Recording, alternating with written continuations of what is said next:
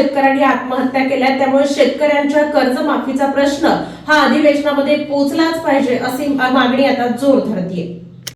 15 महिन्यात तब्बल 4000 शेतकऱ्यांनी आत्महत्या केल्यामुळे राज्यातील शेतकऱ्यांना संपूर्ण कर्जमाफी झाली पाहिजे अशी मागणी विरोधक पक्षाच्या वतीने पावसाळी अधिवेशनात झाली पाहिजे अशी मागणी राज्यातील तमाम शेतकरी संघटनांच्या वतीने करण्यात येत आहे।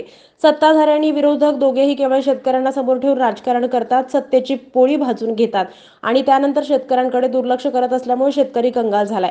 महाविकास आघाडीच्या काळात तत्कालीन मुख्यमंत्री उद्धव साहेब ठाकरे यांनी शेतकऱ्यांना कर्जमुक्ती केल्यानं तेच पुन्हा मुख्यमंत्री व्हावेत अशी मागणी शेतकरी करत असले तरी शेवटी हा आकड्यांचा खेळ असल्यानं कोणाची सत्ता येणार हे सांगता येत नसलं तरी खऱ्या अर्थानं शेतकऱ्यांना सुखी आणि समृद्ध करण्याची राजवट शिवसेना पक्षप्रमुख उद्धव साहेब ठाकरे यांच्या धोरणामध्ये असल्यानं येणाऱ्या काळात महाविकास आघाडीचं सरकार आलं तर शेतकरी सुखी समाधानी राहील अशी शेतकरी वर्गातून बोललं जाते। देशातील उद्योगपतींची अब्जावधी रुपयांची कर्जमाफी केली जाते, परंतु शेतीप्रधान असणाऱ्या या देशात शेतकरी मात्र आजही मागास आणि दरिद्री जीवन जगतोय। याला कारणीभूत सत्ताधारी राजवट जबाबदार आहे। आश्वासन देऊन शेतकरी सुखी समृद्ध होणार नाही, तो कर्जबाजारी का झाला, त्यात तो कर्जमुक्त का होत नाही, याबरोबरच तो कर्जबाजारी होऊ नये यासाठी कोणत्या योजना शेतकऱ्यांसाठी राबवल्या पाहिजेत यासाठी प्रयत्न करणं गरजेचं आहे।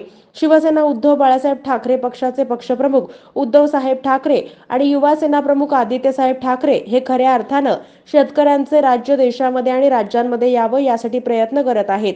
त्यामुळेच अशा राजकीय नेत्यांची राज्याला गरज आहे असंही शेतकरी सांगतात।